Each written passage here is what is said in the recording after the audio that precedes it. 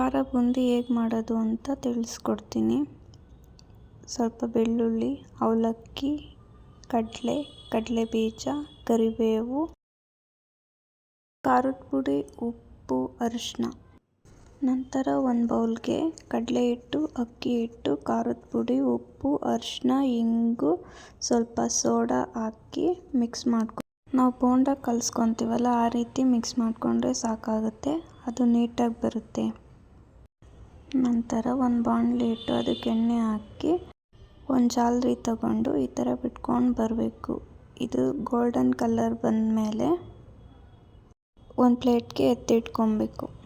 ನಂತರ ಬೆಳ್ಳುಳ್ಳಿ, ಕಡಲೆ, ಅವಲಕ್ಕಿ, ಕಡಲೆ ಬೀಜ, ಕರಿಬೇವು, ಒಣಮೆಣಸಿನ್ಕಾಯಿ ಎಲ್ಲ ಎಣ್ಣೆಯಲ್ಲಿ ಫ್ರೈ ಮಾಡ್ಕೊಂಡ್ಮೇಲೆ ಒಂದು ಪ್ಲೇಟಿಗೆ ಎತ್ತಿಟ್ಕೊಂಡು ಅದನ್ನು ನಾವು ಮಾಡ್ಕೊಂಡಿರ್ತೀವಲ್ಲ ಖಾರ ಬೂಂದಿ ಅದರೊಳಗೆ ಹಾಕಬೇಕು.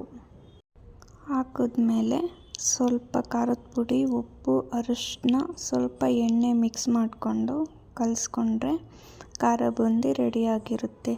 ನೋಡೋಕ್ಕೂ ತುಂಬ ಚೆನ್ನಾಗಿರುತ್ತೆ, ತಿನ್ನೋಕ್ಕೂ ತುಂಬ ಚೆನ್ನಾಗಿರುತ್ತೆ. ನೀವು ಒಂದು ಸಲ ಟ್ರೈ ಮಾಡಿ. ಸೇಮ್ ಬೇಕ್ರಿಲಿರುತ್ತಲ್ಲ ಟೇಸ್ಟ್ ಅದೇ ಥರ ಇರುತ್ತೆ, ತುಂಬ ಚೆನ್ನಾಗಿರುತ್ತೆ. ಒಂದು ಸಲ ಟ್ರೈ ಮಾಡಿ. ಹಾಗೆ ಯೂಟ್ಯೂಬ್ ಚಾನಲ್ನ ಸಬ್ಸ್ಕ್ರೈಬ್ ಮಾಡ್ಕೊಳ್ಳಿ, ಬೇರೆಯವ್ರಿಗೂ ಶೇರ್ ಮಾಡಿ. Thank you so much.